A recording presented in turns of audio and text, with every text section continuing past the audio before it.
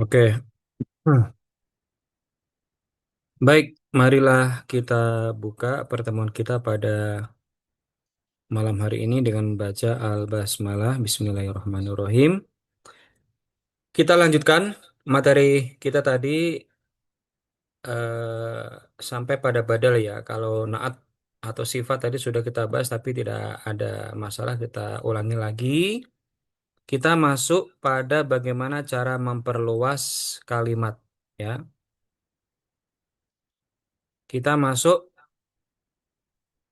pada materi bagaimana cara memperluas kalimat atau membuat kalimat yang agak panjang ya. Dengan apa? Dengan menambahi pernak-pernik atau menambahi keterangan tambahan ya. Baik itu sifat, baik itu penjelas atau perincian gitu ya. Baik tadi kita sampai pada oke, kita review dari ulang saja dari naat ya teman-teman ya, dari naat ya.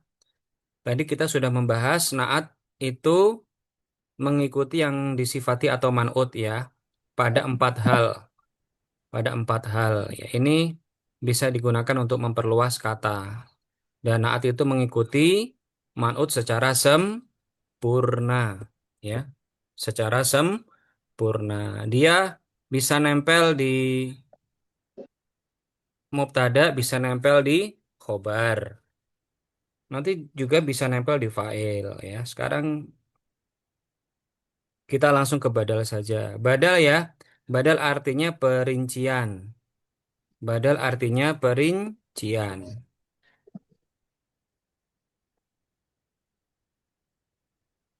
Badal artinya perincian ya, perincian. Badal artinya perincian. Jadi bisa perincian itu ya penjelas dengan menyebut nama, terus bisa menguraikan ya dari keterangan yang masih umum itu namanya badal. Seperti tadi di awal ya, kalau pengen menyebut merek, nama orang, itu bisa pakai badal. Misalnya tadi Al-Ustadzu Ahmadu atau Al-Ustadzu Zaidun. Nah, itu ya. Nanti ini saya pakai nama Zaidun aja ya supaya enak. Kalau Ahmad itu dia tidak menerima tanwin. Kalau tidak menerima tanwin itu dia jernya dengan fathah bukan kasroh. Itu dipelajari di kelas 5 nanti ya. Oke ya, Zaidun. Oke, afwan Zaidun. Jadi kalau al-ustadunya rofa dengan domah ya otomatis badalnya juga domah. Kalau al-ustadnya nasab dengan fathah otomatis juga zaidan. Kalau al-ustadnya jer maka zaidin. Nah, itu. Ini contoh badal yang menyebut merek ya dengan menyebut nama. Jadi kaidahnya disebutkan dulu kata umumnya baru kata khusus. Terus badal yang fungsinya memerinci ya atau menguraikan, nah, seperti contohnya di sini aksamul kalami salah satun ya, aksamul kalami salah satun. Adapun bagian-bagian kalam itu ada tiga. Nah, aksamul kalam sebagai mubtada, mubtadanya ma'rifat dengan apa, dengan mudhof mudhof ilaih, salah satun sebagai khobarnya lah. Salah satun ini apa saja lah, ketika kita ingin menjelaskan apa saja tiga hal ini, maka ketiga hal ini yang di yang dijelaskan, yang menjadi perincian ya, itu harokatnya mengikuti salah satun ya, mengikuti satun. Maka salah satu di sini juga dia berfungsi sebagai mubdal minhu, kembalinya badal ya. Karena salah satun itu rofa dengan dhammah maka ismun wa fi'lun wa harfun ya. Seperti ini juga syara itu wujubis sholati salah satun. Syarat wajibnya sholat itu ada tiga. Lah, kemudian apa saja salah satun? Maka nanti perinciannya Islam wal buluk wal akal ini juga domah. Maka al Islamu wal bulugu wal aklu. U ini mengikuti salah satu ya. Untuk tugasnya besok aja teman-teman ya. Jadi karena tadi ada apa namanya gangguan jaringan, maka ya tugasnya kita akhirkan besok aja ya. Oke, eh, salah satu yang paling apa ya? Saya kasih contoh yang lain ya. Saya kasih contoh yang lain. Bisa bareng turun. Sebentar ya, sebentar.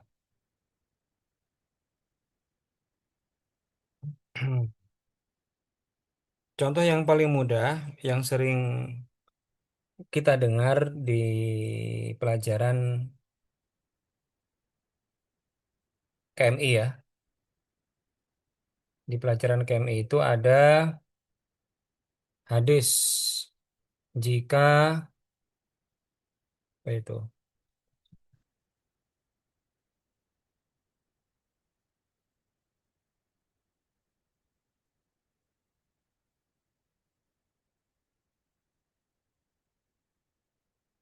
Jika anak Adam meninggal, maka tersisa tiga amalannya gitu ya. Pernah dengar ya? Idza mata ibnu Adama in qata amaluhu illa min salasatin.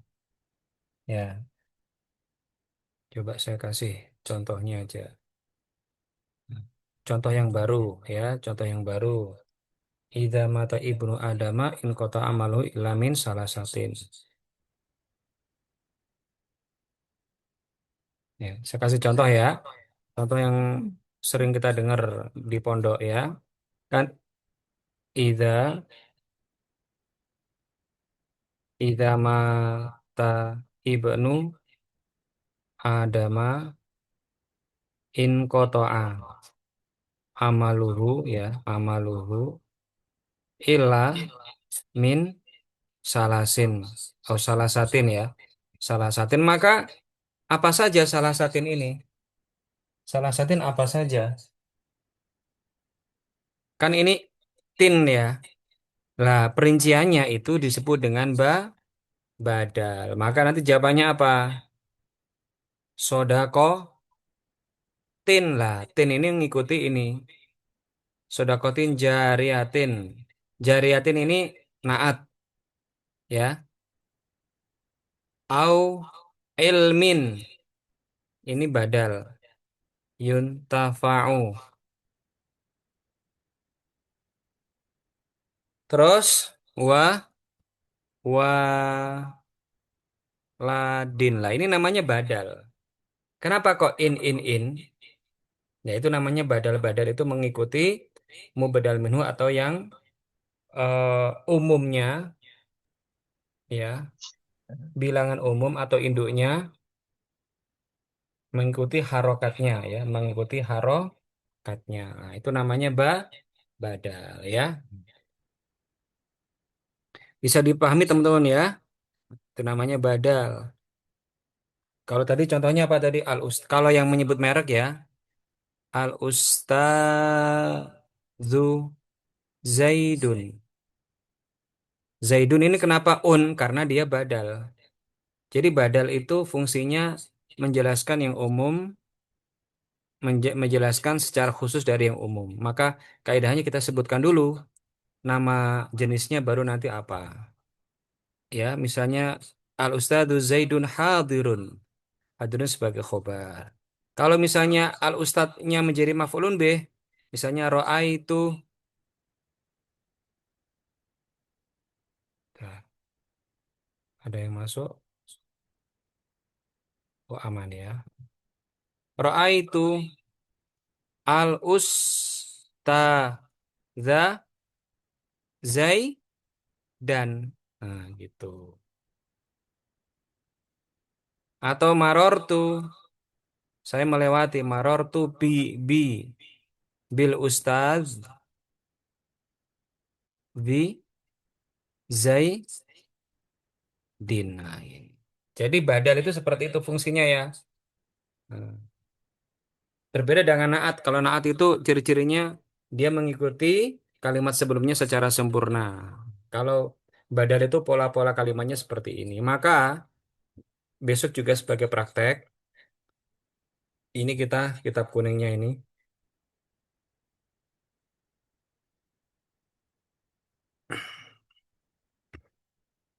Nah, ini kitab kuningnya ya. Seperti ini banyak pola-pola seperti ini biasanya dalam pelajaran fikih, dalam pelajaran apa lagi ya, akidah atau dalam pelajaran apapun biasanya ada. Terbagi menjadi sekian, nah itu pasti. Ada pola-pola kalimat seperti itu. Atau kalian membuat insya, nanti juga saya memiliki tiga bersaudara. Nanti kalian menyebutkan namanya, maka namanya nanti harokatnya mengikuti tadi penyebutan bilangan tadi. Ya, Indi salah satu akhwatin, maka mengikuti salah satunya. Ya, mengikuti salah satunya. Ya, contohnya ini ya. Contohnya, besok ke praktek ini. Badal, ini ya, badal.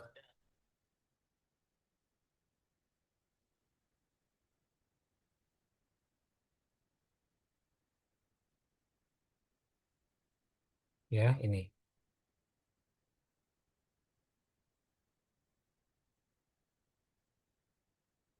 Wa aksamuhu salah satun. Nah, waksamuhu salah satun jumlah ismi atau jumlah fi'liyah. Jumlah ismi Ustadz, apa buktinya? Ada huruf waw, setelahnya ada isim ma'rifat, yaitu aksamuhu. Isim ma'rifatnya dia menggunakan mudhof ilaih. Mudhofnya aksam, mudhof ilaihnya hu. Jadi mudhof ilaih itu bisa berupa domir juga. Wa aksamuhu ini mudhof dan mudhof ilaih. Ini mubtada. Mana khobarnya? Salah satun. Khobar itu rofa, nasab, apa jer? Rofa. Isim yang rofa tujuh banyaknya. Satu mubtada, dua khobarnya. Naibul fa'il beserta fa'il. Isimnya kana khobarnya inna. Nah, itu ya. Waksamu salah satun. Aksam sebagai mubtada, mubtada itu subjek, salah satun sebagai predikat. Kalau dalam jumlah ismiyah, istilah subjek dan predikat itu berbeda dengan jumlah fi'liyah. Kalau dalam jumlah fi'liyah, subjeknya fa'il, predikatnya fi'il, ya. Waksa muhu salah satun.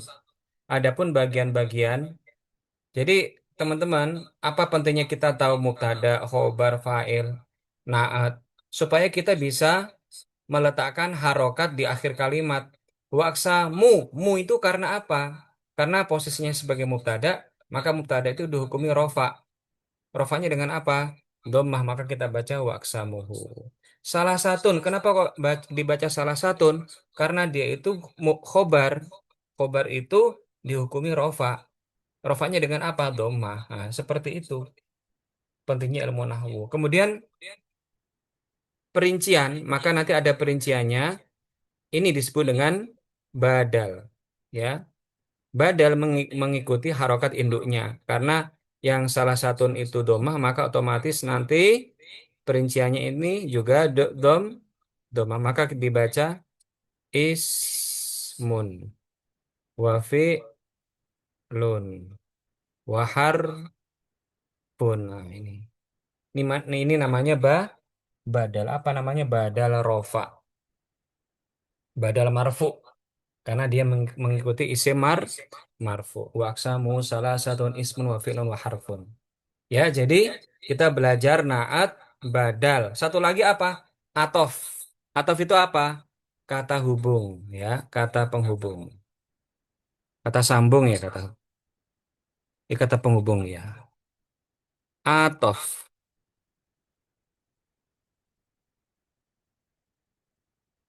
Atof kata hubung yang artinya dan, ya. Contohnya apa? Yang paling atof itu banyak, tapi yang paling populer adalah ini. Huruf wow yang artinya dan lah ini. Wow. Nah, ini. Ini yang saya buletin namanya wawul atof. Ya, wawul atof ini juga memberikan efek kalimat yang terletak setelahnya itu menjadi mengikuti kalimat sebelumnya.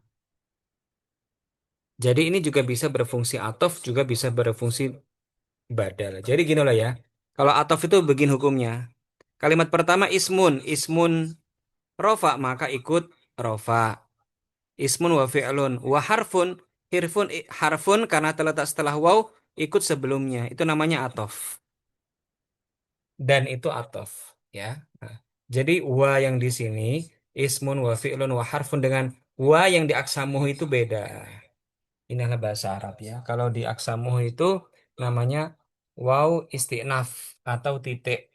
Tapi kalau wa yang terletak di antara ismun wa fi'lun wa harfun namanya waw atof, dia fungsinya sebagai kata penghubung. Dan kalimat yang terletak setelah waw, kata penghubung atau waw atof ini, dia mengikuti harokat sebelumnya. Sama seperti ini. Jadi fungsinya dua ya. Apa statusnya bisa dua. Statusnya bisa dua. Seperti ini kan ya. Ilamin salah satin sodakotin jariatin. Ini ya. Au ini ya. Fon. Au waladin soleh gini ya. Oke. Maka au ini juga disebut dengan waw atof. Apa? Au atof. Kata penghubung ini. Ini kata penghubung. Maka ini juga bisa disebut sebagai atof juga. Sebentar ya. Hmm.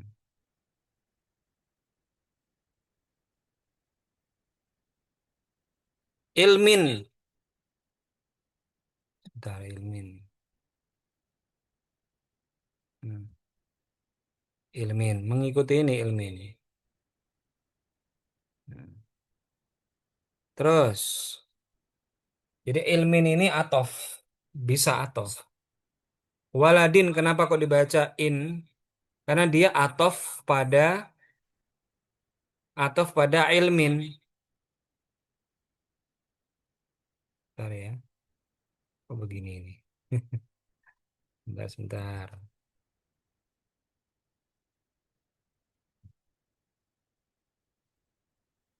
Waladin. Hmm. Jadi hubungannya atof itu seperti ini. Atof hubungannya seperti ini ya. Ada wa, ada summa, nah itu. Jadi nanti dipelajari di kelas berapa? Kelas 5 insya Allah ya. Nah, tapi dibutuhkan juga sampai sekarang. Gitu teman-teman ya. Jadi kita sudah belajar apa tadi? Naat, badal, atof. Sekarang praktek misalnya kita membuat kalimat yang mengkombinasikan antara ya, kombinasi ya, kalimat kombinasi naat dan badal dalam jumlah ismiyah. Jumlah ismiyah adalah kalimat sempurna yang terdiri dari mubtada dan khobar, atau jumlah ismiyah adalah jumlah jumlah atau susunan kalimat sempurna yang diawali oleh isim. Susunannya ada dua, mubtada dan khobar. Misalnya Ustadz membuat begini. Eh, santri ya, santri yang pandai yaitu Z adalah santri adalah santri yang soleh. Nah, coba. Ini mana mubtadanya, mana khobarnya?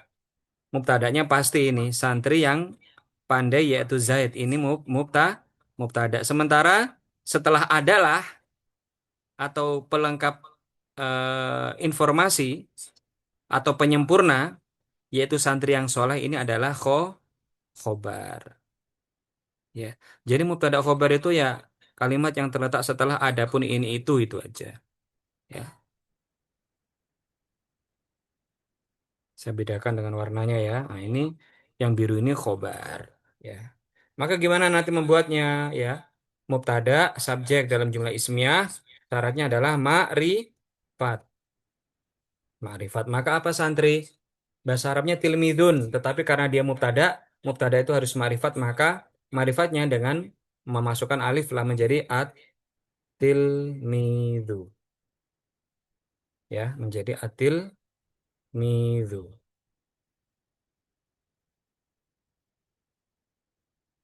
Ya.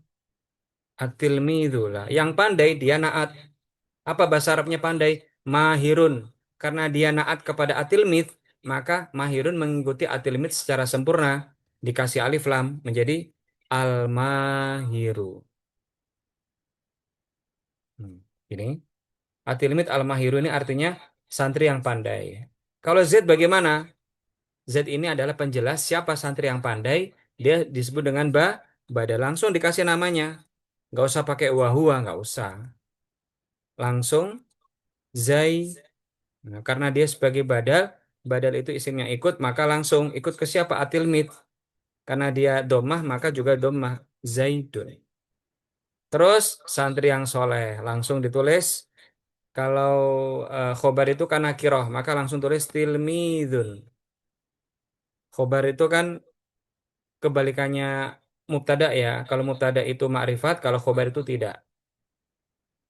Maka tilmidun soleh itu sebagai sifat bagi tilmid. Sementara naat itu adalah sifat yang sempurna, maka solihun. Karena apa? Karena tilmidun juga nakiroh. Ya, solihun. Atilmidu al-mahiru zaidun, tilmidun solih. Seperti ini orang Arab paham dan ini kalimat yang dipahami dalam bahasa Arab. Nggak usah pakai wahua. Ya, atilmidu al-mahiru zaidun, tilmidun solihun. Nggak usah pakai wahua.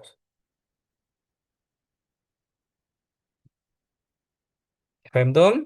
Ya, santri yang soleh dan apa misalnya? Dan misalnya dan sederhana dan rajin lah gitu aja. Dan rajin, rajin itu apa? Nasyid. Maka ini nanti ya, Nah, ini atof nasyitun karena dia mengikuti kalimat sebelumnya yaitu solihun. Ini cara membaca kitab plus bagaimana cara mengaplikasikannya dalam tulisan insya. Bisa dipahami ya?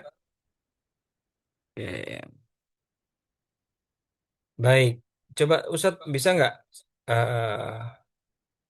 apa namanya kita satu orang ya untuk tes ya nggak apa-apa ya untuk mencoba tes ya.